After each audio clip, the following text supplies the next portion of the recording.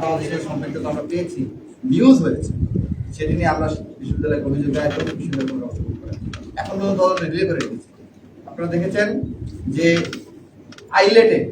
আইলেটের ছাত্রাবাসে যখন গেস্ট গণনার অভিযোগ এসেছে, সেটি নিয়ে যখন আমরা অভিযোগ দায়ের করতে গিয়ে অভিযোগ করেছি, সেটার তদন্ত এখনো চলছে।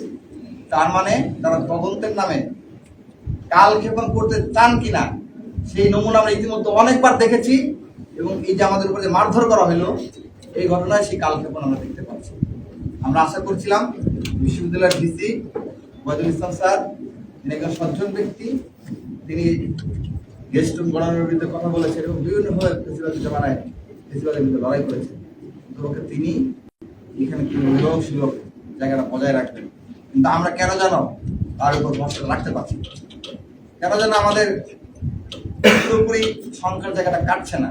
আপনারা দেখেছেন বিশ্ববিদ্যালয় একটা বিবৃতি দিয়েছে, সেই বিবৃতিতে বিশ্ববিদ্যালয়ের নির্বাচিত প্রতিনিধিদের হামলা হয়েছে, সেটা একটা নিন্দা জানানোর সাহস তাদের পায় না। এর থেকে লজ্জা বিষয় আর কিছু দিতে পারে না। তারা সেই ভাষায় কথা বলছে যেই ভাষায় ছাত্রদল কথা বলছে। ছাত্রদল বলেছে অনাকাঙ্ক্ষিত ঘটনা, ঠিক হুবহু সেই কথা বিশ্ববিদ্যালয় বিবৃতি দিয়েছে। তার মানে কি বিশ্ববিদ্যালয়ের বিবৃতি ছাত্রদল লেখে দিচ্ছে কিনা সেই প্রশ্ন আমরা এখান থেকে রাখতে চাই।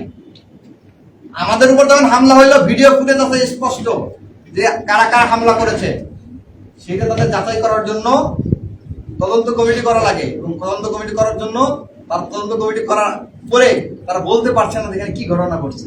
যেখানে ভিডিও ফুটেজ স্পষ্ট দেখা গেছে আমাদের উপর হামলা হয়েছে, তো আমরা সেখানে কারো উপরে কোনো ধরনের কটু কথা বা কোনো ধরনের উস্কানি কোনো কিছু দিই, শান্তিপূর্ণভাবে গেছি।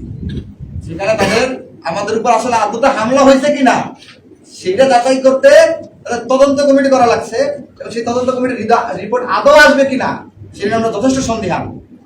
ঠিক একইভাবে যেই ছেলেটা ভিকটিম, সে হতে পারে শিবির করে, হতে পারে অন্য কোনো রাজনৈতিক দল করে, প্রত্যেকের রাজনৈতিক চর্চা করা তার যা ব্যক্তিগত রাইটস, হিউম্যান রাইট, যে কোনো রাজনৈতিক দল সে চর্চা করতে পারে।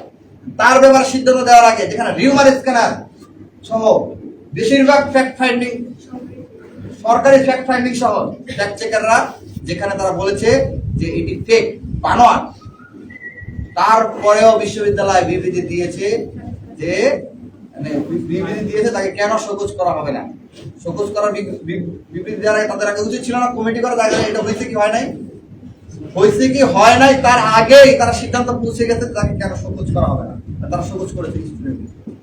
এটা কি দাঁড়ায়? এটাই প্রমাণ করে যে বিশ্ববিদ্যালয় প্রশাসন বিমাতা সুলভ আচরণ করছে।